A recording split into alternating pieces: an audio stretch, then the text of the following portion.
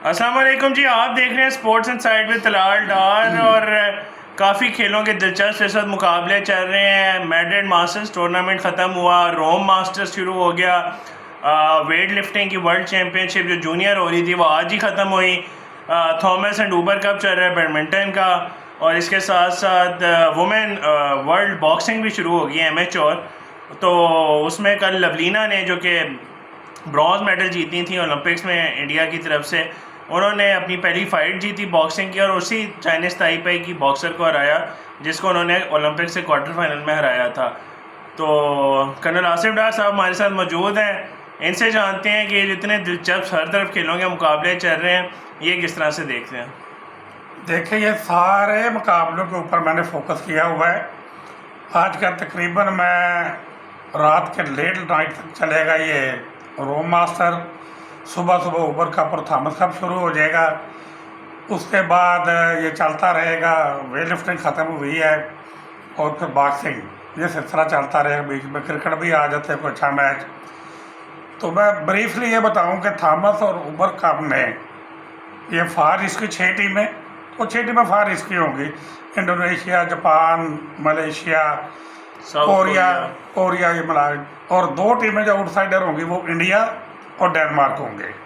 Quarter final میں ایک دو دنوں میں یہ لائن اپ آ جائے گی۔ دلچسپ مقابلے ہیں، بڑا مزہ آ رہا ہے۔ اس کے بعد آ گیا، یہ ختم ہوا تھا میڈرڈ۔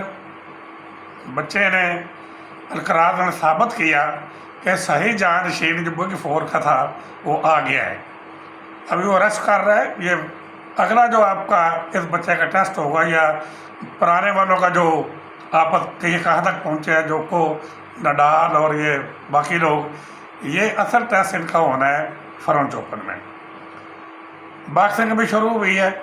میں زیادہ فوکس کروں گا آج کا دن یہ ویٹ لفٹنگ کے اوپر، ورلڈ جونیئر ویٹ لفٹنگ، کیونکہ جونیئر ہی آگے جا کے سینئر بن کے اولمپک میں، ورلڈ چیمپئن شپ میں، ایشین گیم، کانٹیننٹ میں پرفارمنس دیتے ہیں۔ 61 ممالک تمام کانٹیننٹ سے آئے تھے۔ رشیا اور بیلاروشیا کو یوکرین کے تنازعات کی وجہ سے حصہ نہیں دیا گیا۔ باقی جو لوگ آئے، جو ملک آئے، ان کے مقابلے کمال کے دیکھنے والے تھے۔ پہلے میں تبصرہ کر چکا ہوں، میں ابھی کروں گا۔ جو کل مقابلے میں نے دیکھے، جو آج فائنل، جو کل بھی فائنل تھے، آج بھی اپنی اپنی کیٹیگری میں میں نے دیکھے۔ کل 87 kg کلاس میں پہلے لڑکیوں کا مقابلہ ہوا، جو کہ ازبکستان کی بچی نے 3 گولڈ میڈل جیت کے، اور جو ابایا میں اور حجاب میں آئی تھی۔ ایران کی بچی بھی ابایا اور حجاب میں کھیل رہی تھی۔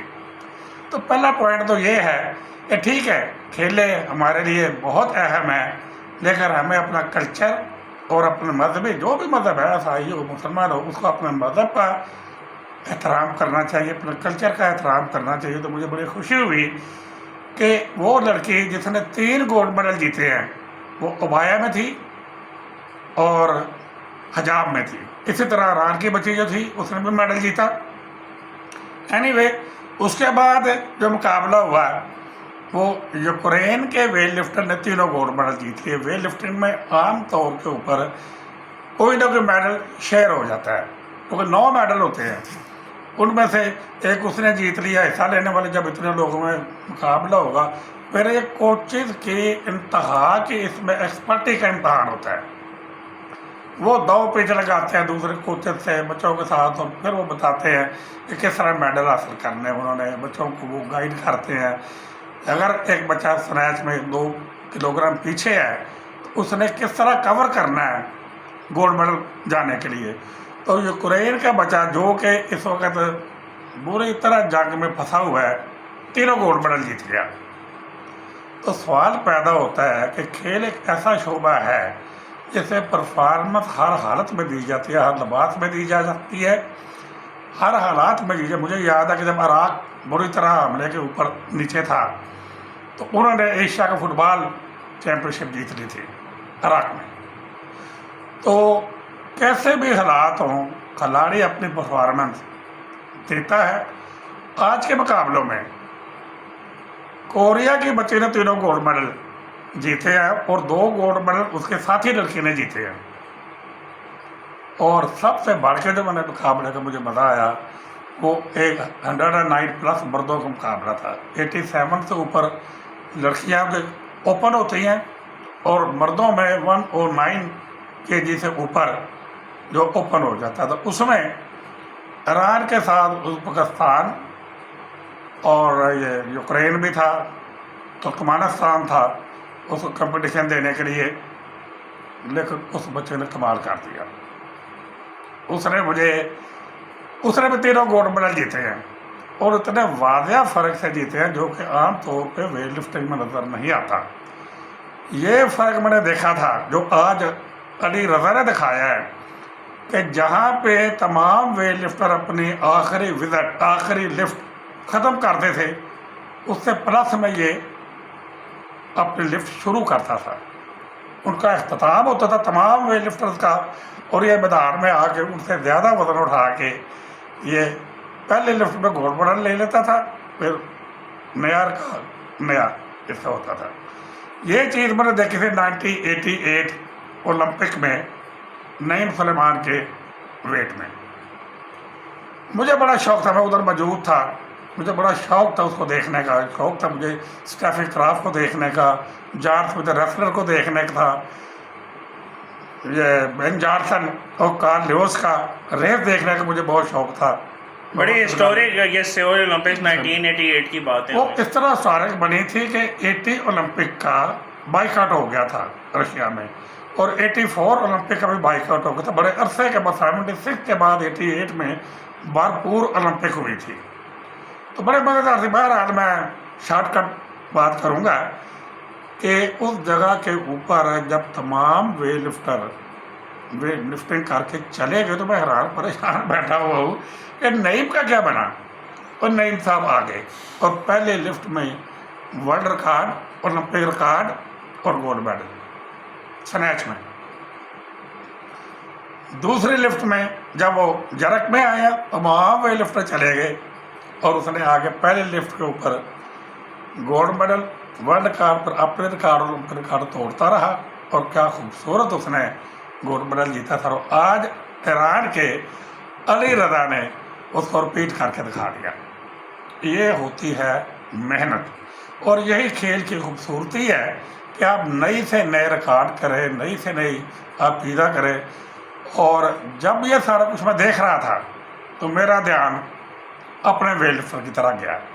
خوشیاں منا رہے تھے. 61 کنٹریز نے حصہ لیا. تقریباً بہت سے ملکوں نے میڈل جیتے ہیں، کئیوں نے بہت زیادہ میڈل جیتے. بٹ اینی وے ہمارے ملک میں ویٹ لفٹنگ فیڈریشن جو ہے، ایک تو انہوں نے جونیئر ٹیم نہیں بھیجی کیونکہ ان کا انٹرسٹ ہی نہیں ہے ویٹ لفٹنگ میں. ایک جو مزے کی بات ہے، جب یہ تمام کوچنگ روم کے اندر اپنا اپنا داؤ کھیل رہے تھے تو مجھے اپنے ویٹ لفٹر طلحہ طالب کا وہ وقت یاد آ گیا جب وہ ٹوکیو اولمپک میں پچھلے سال حصہ لے رہا تھا. کوچز کمال دکھاتے ہیں. فلسطین اس میں حصہ لے رہا تھا اور میڈل بھی لے کے گیا ہے. ادھر ہمارے بچے کے ساتھ کوچ ہی نہیں ہے. جو اس رول میں گیا تھا وہ کہیں بوجھیں کر رہا ہے اور فلسطین کا کوچ جو ہے وہ ہمارے بچے کو سلور میڈل سے 5ویں پوزیشن پہ لے آیا. کیوں نہیں؟ وہ اس کا کیا انٹرسٹ ہے؟ فلسطین کا کوچ کو میں نے دیکھا اپنے بچے کے ساتھ جس طرح وہ اس چیمپئن شپ میں پورا انٹرسٹ لے رہا تھا، مغز ماری کر رہا تھا. اس نے گلے سے اتار رہا تھا طلحہ طالب کو ادھر بیٹھا. اور ہمارا یہ انٹرسٹ اتنا ہے ویٹ لفٹنگ کی مینجمنٹ میں کہ انہوں نے جو ایکچوئل بندہ ساتھ گیا ہے ویٹ لفٹنگ کا پریزیڈنٹ وہ گھوم پھر رہا ہے اور اس کے ساتھ فلسطین کا کوچ لگایا ہوا ہے. جب آپ کی یہ حالت ہوگی تو پھر وہی ہوتا ہے جو آج ہمارے ویٹ لفٹر کے ساتھ ہوا ہے کہ بین ہو گئے ہیں، سسپینڈ ہو گئے ہیں. اور جب یہ پوری دنیا میں ویٹ لفٹر خوشیاں منا رہے تھے، جھنڈے ان کے جا رہے تھے، ترانے باج رہے تھے، ہم اپنے ملک میں ہماری مینجمنٹ جنرل عارف اختر کے نیچے، اولمپکس حسین والے کے نیچے اپنے زخم سہلا رہی تھی. ڈوپنگ والے، بین والے اور سسپینشن والے. اتنا بڑا یہ حادثہ ہو گیا ہمارے ساتھ ना गवर्नमेंट की तरफ से इसके ऊपर चूँ हुई है। ओलंपिक एसोसिएशन के बगल बच्चे में चूंकि लोग उनके बगल बच्चे हैं, कम्प्लीटली खामोश है। वेट लिफ्टिंग फेडरेशन खामोश है। इतने बड़े छुपा के बैठे हुए हैं। तो खुदा का खौफ करो यार, आज दुनिया को देखो। मुझे उनको देख के ईरान का मुझे याद आ गया इस अली रज़ा की लिफ्टिंग के ऊपर कि 68 में इनका वेट लिफ्टर था बैंटर वेट में, नसरी, उसने गोल्ड मेडल जीता था। ईरान ने 68 ओलंपिक में सिर्फ दो गोल्ड मेडल जीते थे, एक रेसलर मुवाहिद ने और एक नसरी ने जीता। मैं जब ईरान गया तो उस वक्त वो 2 इनाम लिए जा रहे थे, हालांकि मैं उससे कोई 6 साल के बाद गया था, 68 के बाद। पूरे ईरानियों के मुंह के ऊपर 2 नाम थे, वेट लिफ्टर में नसरी, रेसलिंग में मुवाहिद। जो कमरा पे सफाई करने वाले लड़कियां आती थी उन्हें भी कहना you know मुवाहिद, you know Nasiri. आज अली रज़ा ने नसीरी याद करा दिया ईरान का। ये है खेलों में दिलचस्पी लेकर परफॉर्मेंस देने वाले की इज्जत, और जो परफॉर्मेंस नहीं देते, जॉय राइडिंग कराते हैं, ह्यूमन स्मगलिंग कराते हैं, उनका वही अंजाम है जो हमारे मुल्क के खेलों में उन्होंने कर दिया है। अफसोस दूसरा मुझे इस बात का है कि गुज़श्ता 4 हुकूमतें नाकद परफॉर्मेंस की वजह से चले गई हैं। ज़ाहिर है जब किसी को तरजीह दी जाती है, एक हुकूमत जाता है दूसरी आती है, तो पहले से बेहतर समझ के लाई जाती है। मुशर्रफ तो लाए थे इनको ओलंपिक वालों को, इरफान ये जो आए हैं 4 हुकूमतें चले गई है, ज़रदारी की, नवाज शरीफ की, मुशर्रफ की और इमरान खान की। इमरान खान ने तो मुंह से कहा कि ये रिज़ाइन कर दे, इससे जान छुड़ाएं।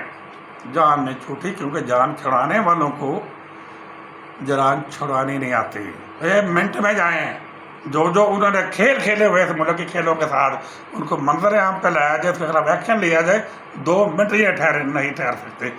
लेकिन जहाँ इनसे जान छुड़ाने की ज़रूरत है, वहाँ जान छुड़ाने वालों की एजुकेशन की और अकल की भी ज़रूरत है। वो भी बंदे लाओ। जी बिल्कुल, आपने सही कहा। और हमारे चैनल को ज़रूर सब्सक्राइब कीजिएगा, वीडियो को लाइक और शेयर कीजिएगा, ताकि इसी तरह तमाम वीडियोस आप तक पहुंचती रहें। अपना बड़ा ख्याल रखिएगा। अगली वीडियो में आपसे फिर बात होगी। अल्लाह हाफ़िज़।